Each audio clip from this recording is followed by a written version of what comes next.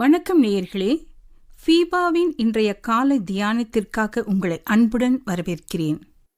FIBA நேயர்களுக்கு அன்பின் வாழ்த்துக்களை தெரிவித்துக் கொள்கிறேன். ஆதியாமஸ்தின் புஸ்தகம் 3வது அதிகாரம் 6வது வசனத்தை உங்களுக்காக வாசிக்கிறேன். அப்பொழுது ஸ்திரீயானவள் அந்த விருட்சம் புசிப்புக்கு நல்லதும் பார்வைக்கு இன்பமும் புத்தியை தெளிவிக்கிறதுக்கு இச்சிக்கப்படத்தக்க விருட்சமுமாயிருக்கிறது என்று கண்டு அதன் கனியை பறித்து புசித்து தன் புருஷனுக்கும் கொடுத்தாள், அவனும் புசித்தான். ஸ்திரீயானவள் விளக்கப்பட்ட விருட்சத்தை கண்டாள். அதன் கனியை புசிக்க கூடாது என்று தேவன் விலக்கியிருக்க, அதை பார்ப்பதால் பயன் என்ன? என் கண்களோடே உடன்படிக்கை பண்ணியிருக்கிறேன் என்று யோபு 31வது அதிகாரம் 1வது வசனத்தில் நாம் வாசிக்கிறோம். நாம் எல்லாரும் நம் கண்களோடு உடன்படிக்கை செய்து கொள்ள வேண்டும். நம் பாவங்களில் பெரும்பாலானவை கண்களின் வழியாகவே வருகின்றன. 2ஆம் முறை பார்த்தல் இச்சையின் பார்வையாயிருக்கும். அது தவறான பார்வை, அது பாவமுள்ள பார்வை என ஒரு பரிசுத்தவான் கூறுகிறார். பார்ப்பதில் என்ன தீமை இருக்கிறது என்று நாம் தர்க்கிக்கலாம். அந்த ஸ்திரீயும் அப்படியே நினைத்திருக்கக்கூடும். தேவன் நாம் அதை புசிக்க கூடாது என்று சொன்னாரே அன்றி பார்க்கக்கூடாது என்று சொல்லவில்லையே. இவ்விதமாக நாம் ஒருபோதும் சிந்திக்க கூடாது. ஏதேனும் ஒன்று நமக்கு விளக்கப்பட்டிருக்குமாயின் அதில் ஏதாவது தீமை இருப்பது போல புறம்பே நமக்கு தென்படாவிட்டாலும் நிச்சயமாகவே அதில் ஏதேனும் தீமை மறைந்திருக்கும். ஏவாள் அந்த விருட்சத்தை புசிப்புக்கு நலமான ஒன்றாக கண்டாள். தேவன் எல்லா விருட்சங்களையும் புசிப்புக்கு நல்லதாகவே சிருஷ்டித்திருந்தார். ஆனால் அந்த ஸ்திரீயோ இந்த ஒரு விருட்சத்தின் கனியை மட்டும் புசிப்புக்கு நல்லதென்று கண்டாள்.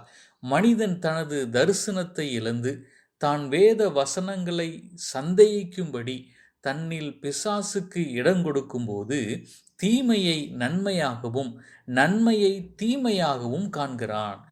ஏதேன் தோட்டத்தில் மற்ற எல்லா விருட்சங்களும் நல்லதல்லாதது போல அந்த விளக்கப்பட்ட விருட்சம் ஒன்றே அவளுக்கு நல்லதாக தென்பட்டது. இஸ்ரவேலருக்கும் சம்பவித்தது இப்படிதான். மன்னா தேனை போலவும் புதிய ஒளிவ எண்ணெயை போலவும் ருசியுள்ளதாயிருந்த போதிலும் அவர்களுடைய இருதயம் எகிப்தில் இருந்ததினால் அவர்கள் அந்த மன்னாவை அற்பமான உணவு என்று அழைத்து அதை அசட்டை பண்ணினார்கள். மேலும் தேவன் அவர்களுக்கு இயற்கையானதொரு குளிர்சாதன பெட்டியையும் அளித்திருந்தார். பூமியின் மீது பனி பெய்யும் போது அதன் மீது மன்னா விழுந்தது. பின்னர் மன்னாவின் மீது பனி பெய்து அதை மூடிக்கொண்டது. இதை நாம் என்னாகமம் 11வது அதிகாரம் 9வது வசனத்தில் நாம் வாசிக்கிறோம். தேவன் தம்முடைய பிள்ளைகள் மேல் எந்த அளவுக்கு கரிசனை உள்ளவராயிருக்கிறார் பாருங்கள். ஆனால் அவர்களோ வெள்ளரிக்காய்களையும் வெங்காயங்களையும் வெள்ளை பூண்டுகளையுமே நினைத்து கொண்டிருந்தார்கள். தூதர்களின் ஆகாரத்தை காட்டிலும் வெள்ளரிக்காயும் வெங்காயமே அவர்களுக்கு மிகுந்த ருசியுள்ளவையாய் தோன்றின.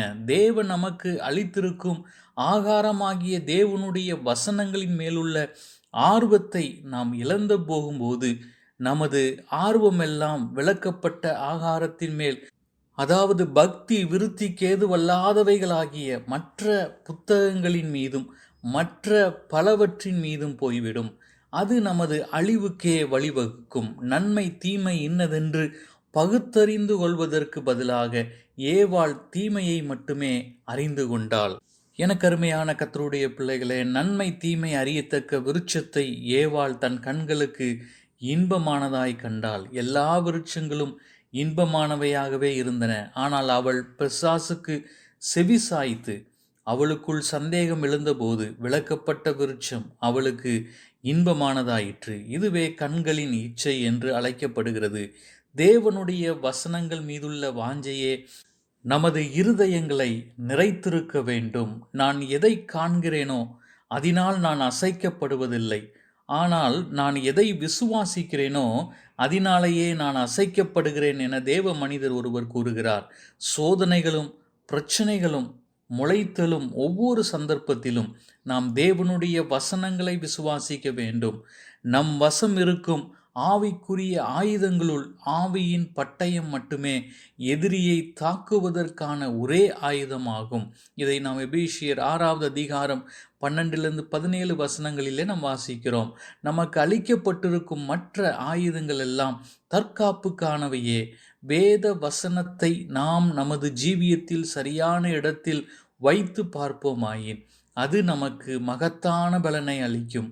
ஆனால் நாம் அதை சரியான விதத்தில் கையாளாவிட்டால், அதாவது நாம் அதை முதன்மையானதாக கொள்ளாமல் அதற்கு கொடுக்க வேண்டிய சரியான முக்கியத்துவம் கொடுக்க தவறுவோமாயின் அது நமக்கு பயனுள்ளதாயிராது. ஏவாள் கர்த்தருடைய வார்த்தையில் விலகி கண்களின் இச்சைக்கு இடம் கொடுத்ததினால விழுந்து போனால், நம்முடைய வாழ்க்கையிலும் நம் கண்களின் இச்சைக்கு விழுந்து போகாமல் கர்த்தருடைய வார்த்தையில் நிலைத்திருக்க அழைக்கப்படுகிறோம். கர்த்தர் உங்களை ஆசீர்வதிப்பாராக. ஆமென். இன்றைய காலை தியானத்தில் பங்கேற்றமைக்காக நன்றி. உங்களது கருத்துக்களை பகிர்ந்து கொள்ளவோ மேலும் விவரங்கள் அறிந்து கொள்ளவோ 9458585042 என்ற எண்ணிற்கோ அல்லது info@fibaonline.org தொடர்பு கொள்ளவும். தேவன் தாமே உங்களை ஆசீர்வதிப்பாராக. ஆமேன்.